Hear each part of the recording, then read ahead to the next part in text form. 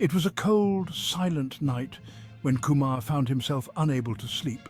The weight of his sister's condition pressed heavily on his mind. She had changed, almost overnight. The once vibrant and joyful girl had become distant, her eyes filled with terror as if she could see something no one else could. She spoke to shadows, heard voices in the stillness, and sometimes broke into uncontrollable fits of screaming, her hands clawing at the air as though something unseen was tormenting her. The village whispered, "She's possessed by an evil spirit." Fear crept into their home, wrapping itself around Kumar's family like a suffocating fog. His parents were at a loss, and his mother cried every night, begging for answers. The elders offered their grim advice: take her to the healer. He can perform the rituals to drive the demons away. Kumar's heart ached as he watched his sister suffer, locked in a world of terror. Her once bright eyes were now hollow, filled with an agony that no one seemed able to touch. The healer was known for his dramatic rituals, incantations in an ancient language, burning herbs that filled the room with acrid smoke, and some physical abuse that would drain her already fragile body of strength. The thought of subjecting her to such things made Kumar's stomach turn. He had heard the stories, families who had spent all they had on these rituals, only to find their loved ones worse off, or worse, dead from the strain. Desperate for answers, Kumar turned to the village's small bookshop, where an old, worn book caught his eye, The Wisdom of Socrates. With trembling hands, he opened it, seeking guidance from the ancient philosopher. As he read about Socrates' relentless pursuit of truth through questioning, Kumar felt a spark of hope. What if, instead of accepting the belief that his sister was possessed, he questioned it? What if the truth was something else entirely? Kumar began to think like Socrates and got some courage to ask some questions. He discussed the condition with his father. Father said, "Have you seen your sister? She is acting strangely and hearing voices. It often happens when people are possessed by demons." Kumar responded, "And what makes you certain that it's demon causing these behaviors?" His father replied, "It's well known in our culture. Many people have experienced it. There's no other explanation for their behavior." Kumar questioned further, "But have you ever seen a demon with your own eyes, or is it more of a belief passed down through stories and traditions?" Father paused. He had never seen a demon himself. The fear of these spirits had been ingrained in him since childhood, but when asked directly, he realized that much of what he believed was based on stories and hearsay.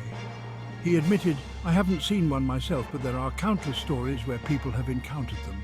The fear they create is real." Kumar continued, "Fear can be powerful, but if these beings exist, why is it that science has never been able to detect them? Could it be possible that what we attribute to evil spirits might have other explanations?" Father's mind raced.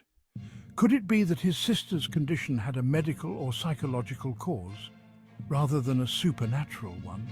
The thought both frightened and excited him. If it wasn't possession, maybe there was hope for her. But how could he be sure? Father pondered, "Science doesn't understand everything. Some things are beyond scientific explanation." Kumar acknowledged that may be true. But if a person is acting strangely or hearing voices, could it also be due to a medical or psychological issue like schizophrenia or dissociative identity disorder? This question hit Father hard. He had heard about mental illnesses before, but had never connected them to his sister's behavior. Could it be that she was suffering from something that could be treated? Father considered, "I suppose that's possible, but in our culture we usually assume it's possession." Kumar posed another question. If we assume possession without considering other possibilities, do you think we might be overlooking real problems that could be treated or addressed with proper science? The teachings of Socrates had opened his eyes to a new way of thinking. He realized that questioning his long-held beliefs wasn't an act of disrespect to his culture or traditions. It was a way to protect his sister and give her the best chance at healing. The next morning, Kumar approached his family again with what he had learned. It wasn't an easy conversation.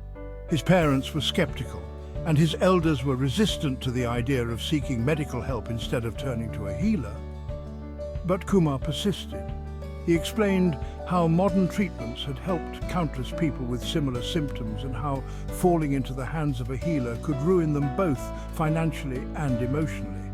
After much discussion, the family agreed to seek out a doctor. They took Kumar's sister to a mental health clinic, where she was diagnosed with severe anxiety and schizophrenia, conditions that could be treated.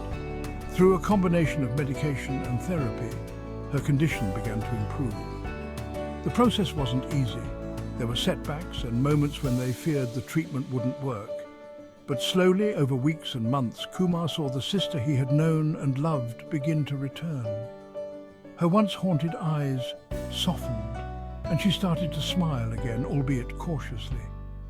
The voices that had tormented her began to fade, and the terror that had gripped her loosened its hold.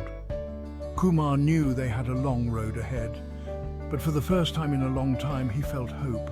Hope not in rituals or unseen forces, but in the power of understanding, compassion, and modern medicine.